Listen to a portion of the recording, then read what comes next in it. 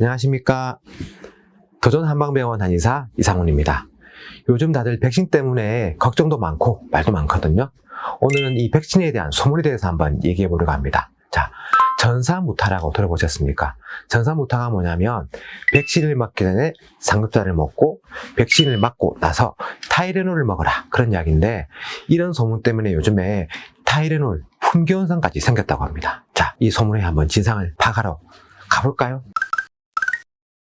왜 이런 말이 나왔을까요?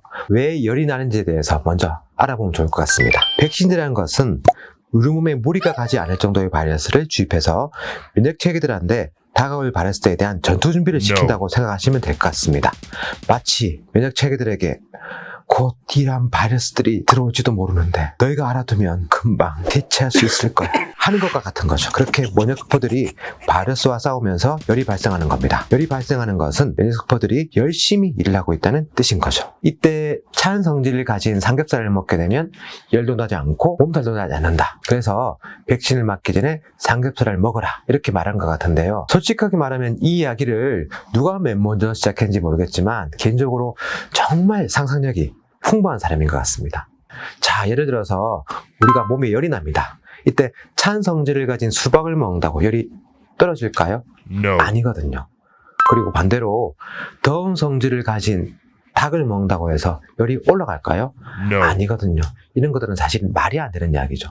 다만 속이 찬고 예민한 사람들이 이런 찬 성질의 음식을 먹게 되면 속에 부담을 준다는 뜻이지, 실제로 이런 음식들을 먹는다고 열이 떨어지고 몸살을 안 한다, 그런 이야기는 아닙니다. 오히려 면역 반응으로 체력과 소화력이 살짝 떨어지거든요.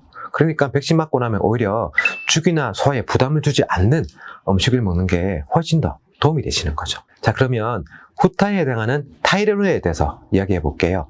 타이레놀은 사실은 그 제품명이고 성분명은 아니거든요. 정확하게는 아세트아미노펜이라고 합니다.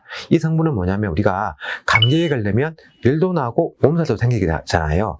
이런 증상을 완화시켜주는 해열 진통제에 해당합니다.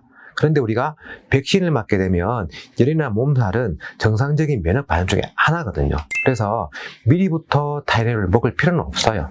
하지만 맞고 나서 고열에 시달린다든지 몸살이 심하게 되면 그때는 복용을 하시는 게 훨씬 더 일상생활에 도움이 될 것 같아요. 타이레놀이 없을 때 이제 이부프로펜 계통약을 먹기도 하거든요. 근데 이부프로펜은 소염 진통제에 해당을 합니다.